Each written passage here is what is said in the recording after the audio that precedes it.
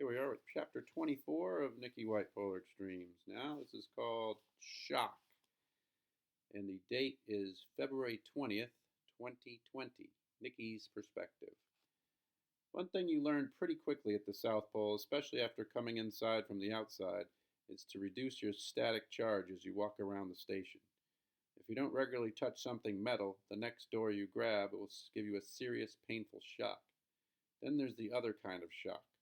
The one when you turn a corner and see two people embracing who you could never have imagined doing so. I slowed myself to all but motionless when I saw Thomas, of all people, hesitantly hugging the sobbing Sea Hag, Ina, in the hallway outside the communications room, one of several places Willem had denied us Martian trainees / abductees access to for obvious reasons. "What happened?" I asked. "ISIS," Thomas said, barely even looking at me as Ina stepped back from him and wiped her wrinkled face with a shriveled-up tissue.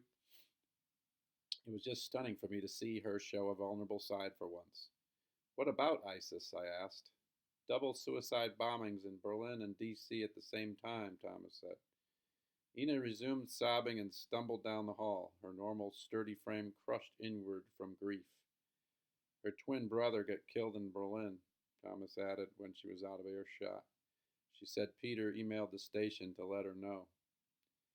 "And she turned to you for comfort?" He shrugged and looked down. He seemed embarrassed, an equally rare sight. "She was just bawling, and I was the first person she ran into.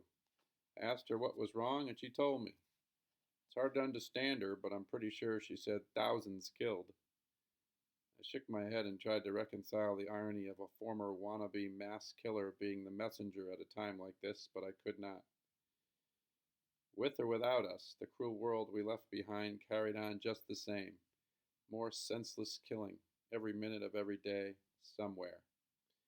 For a brief moment, I appreciated the isolation of Antarctica, even beside the likes of Thomas. "And what do you think of ISIS?" I heard myself ask him without thinking. He smirked, like he knew something no normal person could appreciate. "Today is 2/20/2020. That ain't no coincidence." "What's your 20? 2/20, two locations they bombed at the same time." "Fucking towelheads got away with numbers and shit," Thomas said before walking down the hall and leaving my head spinning. I guess all killers think alike. Shorty but a doozy there. We'll be back with chapter 25 next.